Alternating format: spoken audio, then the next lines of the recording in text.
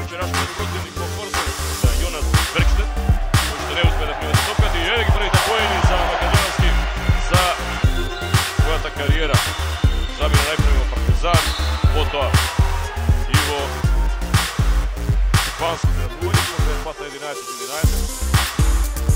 Сега одете до другиот тагол и нова тројка на Даган Стојановски. Голеваат на домаќинот и фаворитич.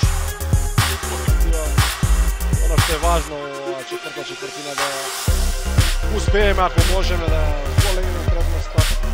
Меѓутоа приоритет се разлика. Квалитети 8 поени, но многу нереализирани обиди, ако има и 3 скока во секој случај меѓу тие подсабелечни поединци кај Данска. Затоа сега конечно проработува. Како да беше лут данците. Димчевски започна да игра. Сега Соколов, тој е еден од главните играчи кои што ги разигра.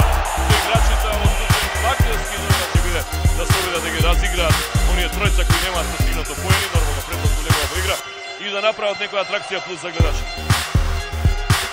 Да, добро, одлично сработена работа, најважно беше победата. Браво за сите.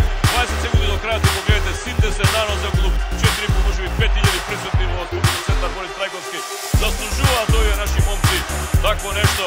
Вака да бидат испратени. Ова е победа која што ја заверува македонска репрезентација најмалку на втората позиција, но со доволен број бодови кои што и гарантираат власта на европското првенство. Дали како први или втори ќе видиме во среда.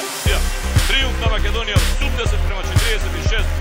Ова последна четвртина едноставно експлодира македонската репрезентација и нека ги претвори во неверојатни 34 позиции.